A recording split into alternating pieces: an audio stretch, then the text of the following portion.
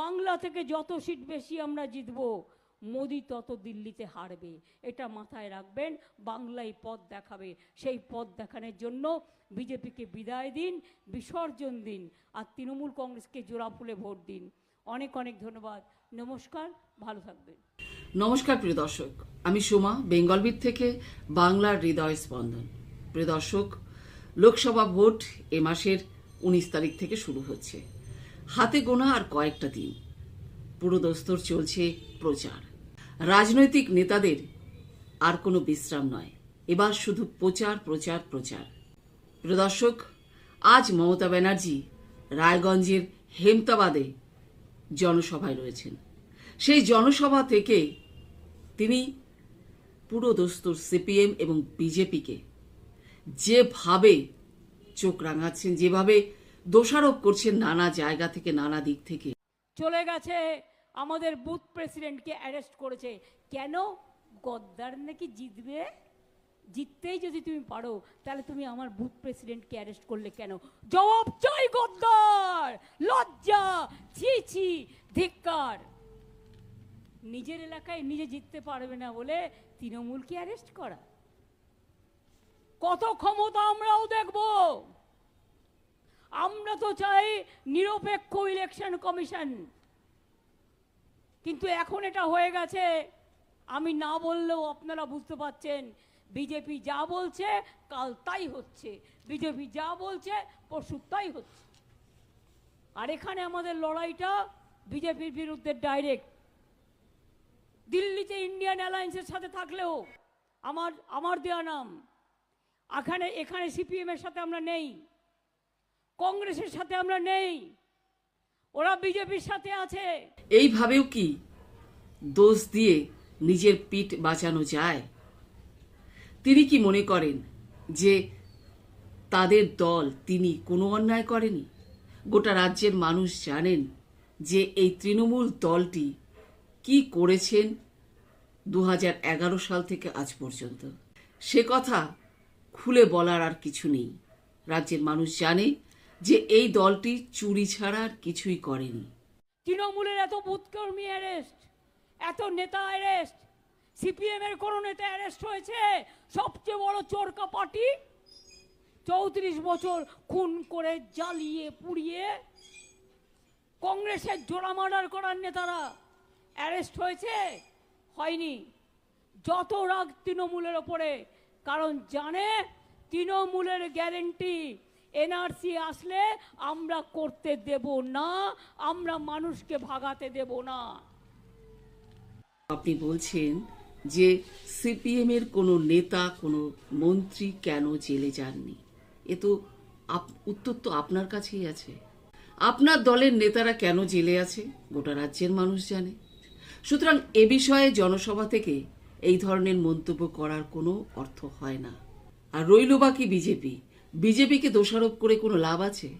কারণ সকলেই জানে বিজেমূল, যাহাই তৃণমূল তাহাই বিজেপি। সুতরাং বিজেপিকে আপনি মঞ্চ থেকে যাই বলুন না কেন, আসলে সে কিন্তু আপনার প্রাণের মানুষ। সুতরাং আপনারা হচ্ছে একই দিকে। প্রধানমন্ত্রী বলেন বাংলা সরকার আমার কাজ করে না, আমার কথা শোনে না। কেন শুনবে? বাংলা সরকার কি তোমার চাকর বাকর? বাংলা সরকার গণতান্ত্রিক সরকার, মামাটি মানুষের সরকার, বিজেপির চাকর বাকর নয়। আমি যেটাই দেখব মানুষের লাভ হবে আমি সেটা করব। যেটা বিজেপির লাভ হবে আমি কেন করব? আর তাতে যদি 75% মানুষ বঞ্চিত হয় তাহলে কি হবে? বলছে আয়ুষ্মান ভারত একটা নাম দিয়েছে একটা প্রজেক্টের, বলছে করছে না। কেন করব? এখন স্বাস্থ্য সাথীতে 9 কোটি পরিবার সাহায্য পান, আর আয়ুষ্মান ভারত হলে আমাকেও 50% টাকা দিতে হতো, আর মাত্র 1 কোটি লোক পেতেন। তাহলে 8 কোটি লোককে কি আমি বাদ দিতে পারি? বাদ দিতে। बोलছে এসে मोदी का गारंटी, क्या गारंटी? नहीं तो 5 साल चुन चुन के सबको अरेस्ट करेगा। সবাই নাকি চোর, উনি নাকি বড় সাধু। ওনার দলে যে গদ্দারগুলো আছে সবচেয়ে বড় ডাকাত কে হবে দেখতেই না? পেলেন যে তিনি ভাত একদম কে খেতে পারেন করলে না। টুফা অল্প ভাত খাবেন। করলে তবে সমস্ত যাও নিজে গিয়ে item আগে তিনি নাম লিখে বিদেশি হও, এবং খেতে খেতে তারপরে তিনি কি অন্য চাইলেন? লোককে বিদেশি বানাও। কাঁচা লঙ্কা, তাকে এবার মোদির কাঁচা গ্যারান্টি, লঙ্কাও দিতে হবে। মোদির তিনি ছবি। কাঁচা লঙ্কা খাবেন। আর আমাদের গ্যারান্টি আমি নই, আমি একজন ক্ষুদ্র মানুষ, আমার মামাটি মানুষ। বলেছিল না 15 লাখ টাকা দেবো, क्या बोला था 15 लाख रुपया देंगे। আর আজকে মুসলিম দেখলেই এ না ইয়ে, হিন্দুদেরও ছাড়ে না। কে বলছে হিন্দুদের জন্য না? মিথ্যে কথা। মাছের মাথাটা যদি কে হয়, মাছের লেজাটা হচ্ছে এনআরসি। মনে রাখবেন, কেয়ার পরেই এনআরসি। आगे बोलते ममता बनर्जी तो दुर्गा पूजा करने नहीं देता, सरस्वती पूजा करने नहीं देता। আর এখন বলে বাবারে বাংলা কা লাড্ডু খেলেও গেল, না খেলেও গেল।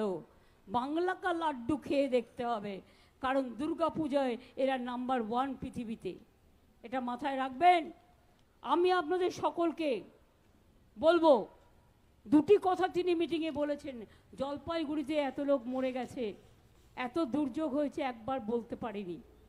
তার কারণ চালাকিটা আমি বুঝি। মোদিবাবু আসবেন, এসে বলবেন দেখতেই পেলেন হাম ইলেকশন যে তিনি কমিশন ভাত একদম খেতে পারেন না, অল্প ভাত খাবেন, কিন্তু সমস্ত আইটেম তিনি খাবেন। ভূতের মুখে রাম নাম। এবং খেতে খেতে তিনি কি চাইলেন?